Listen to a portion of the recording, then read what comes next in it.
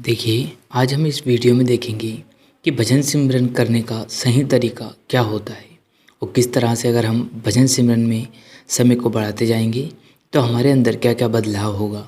और साथ में यह भी जानेंगे कि आत्मा का भोजन क्या होता है। जिस प्रकार शरीर को अन्न की आवश्यकता होती है तो हमारी आत्मा जो कि परमपिता परमात्मा की अंश है, उसे किस चीज़ की ज़रूरत रहती है, आखिर उसका भोजन है क्या। तो ये सभी जानने के लिए वीडियो में अंत तक जरूर बने रहिएगा। तो चलिए हम चलते हैं आगे।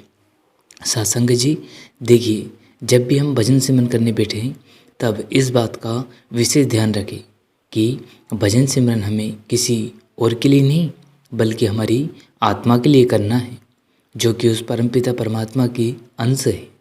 भजन सिमरन करने बैठे उससे पहले मन को इस बात के लिए हमेशा तैयार रखें कि उसे पूरे 2.5 घंटे भजन सिमरन में बैठना है।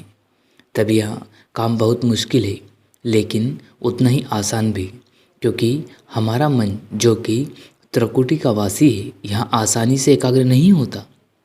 इसलिए हम अपने भजन सिमरन के अभ्यास को धीरे धीरे बढ़ाना चाहिए। इसके लिए हमें चाहिए कि जब हम भजन सिमरन पर बैठें तो हमारा मन प्रसन्न हो। भजन सिमरन करते वक्त किसी भी प्रकार का भय या संशय नहीं होना चाहिए, बल्कि हमारा मन प्रसन्न होना चाहिए और निर्भय होकर भजन सिमरन करना है। और भजन सिमरन को अपना कर्तव्य समझे, क्योंकि भजन सिमरन ही एकमात्र जरिया है जो हमें उस कुल मालिक से मिला सकता है। इसलिए हमें भजन सिमरन करते रहना चाहिए। एक बात को हमें समझना चाहिए कि जिस प्रकार से शरीर के लिए भोजन की परम आवश्यकता होती है, ठीक उसी प्रकार से हमें अपनी आत्मा के भोजन की भी आवश्यकता की पूर्ति करना चाहिए।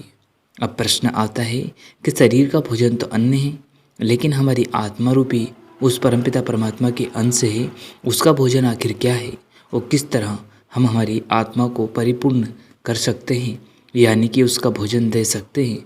तो आप जानते हैं कि हमारी आत्मा का भोजन उस मालिक का नाम है, यानी भजन सिमरन, जो कि हमें गुरु से प्राप्त होता है।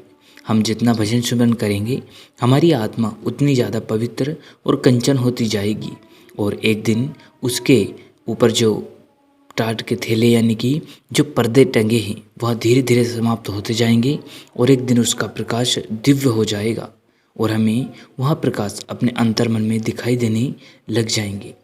सत्संग जी, आप जी देखेंगे कि धीरे धीरे हम उस मालिक के नज़दीक चले जाएंगे और हम भजन सिमरन को अधिक से अधिक समय देते रहेंगे और मालिक की खुशियाँ प्राप्त करते रहेंगे। तो इसके लिए हमें चाहिए कि हमारे द्वारा जो भजन सिमरन हो रहा है उसका विशेष ध्यान रखें, और ध्यान यह भी रखें कि सिमरन और भजन दोनों साथ करने हैं जी। और धीरे धीरे हमारे सिमरन से वक्त को निकालते हुए हमें भजन को वक्त में बदलाना है जी, यानी कि सिमरन में जो वक्त देते हैं उससे कहीं ज़्यादा हमें भजन में भी वक्त देना है जी। क्योंकि हमारे प्यारे बाबा जी हमेशा कहते रहते हैं कि शब्द कर्म की रेख मिटाए, शब्द शब्द से जात मिलाए, यानी कि हमारा पूरा ध्यान शब्द धुन पे होना चाहिए। जब तक हमें शब्द धुन नहीं सुनाई देगी तब तक हम उस मालिक से मिलाप नहीं कर पाएंगे। लेकिन सिमरन भी बहुत ज़रूरी है, क्योंकि सिमरन मन को एकाग्र करता है और जब मन एकाग्र होगा तभी हम धुन को सुन पाएंगे जी। इसलिए हमें भजन सिमरन उस मालिक की बंदगी हमें खुले और स्वतंत्र और प्रसन्न मन से करना है जी, जिससे हम आज नहीं तो कल उस मालिक के दीदार को जरूर देख सकते हैं और उसकी खुशियाँ प्राप्त कर सकते हैं जी। इसके लिए हमें भजन सिमरन को नित्य नियम से करना है जी। इसी के साथ अपनी वाणी को विराम देते हैं, फिर मिलते हैं किसी और वीडियो में। तब तक आप जी अपना और अपनों का ध्यान रखें। अगर वीडियो पसंद आए तो लाइक कीजिए, शेयर कीजिएगा और चैनल को सब्सक्राइब करके बेल आइकन को प्रेस कर ले, जिससे कि आपको ऐसी वीडियो मिल सके जी। धन्यवाद।